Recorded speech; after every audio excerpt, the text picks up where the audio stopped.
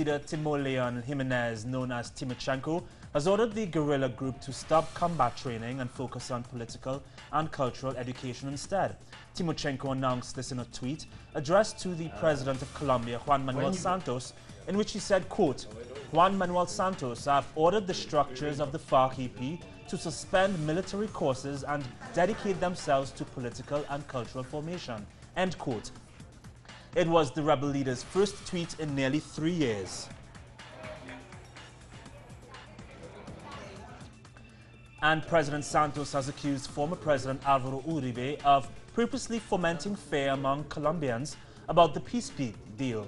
At Columbia University in New York, Santos said that Uribe's opposition to the peace process is driven by political interests.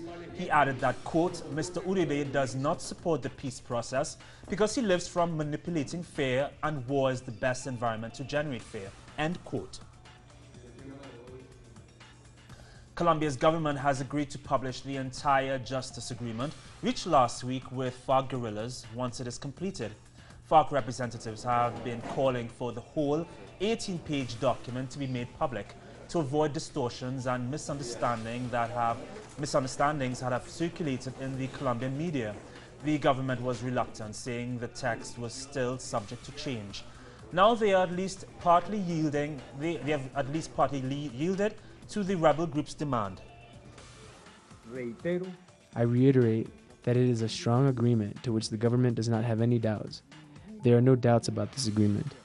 That said, the agreement that was made public comes from a larger text, which has 75 points prepared by a group of lawyers. This text was signed by the head of the government delegation, while making a clear written statement by a manual entry in the text that this was a document which was still being prepared, an unfinished document. This agreement will be inescapable precedent for the future conflict resolutions in the world, which from now on should effectively place victims at the heart of any agreement. And the European Union has appointed a former Northern Ireland peace envoy to participate in the Colombian negotiations.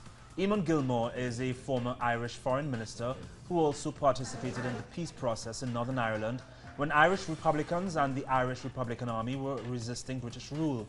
The talks led to the IRA ceasefire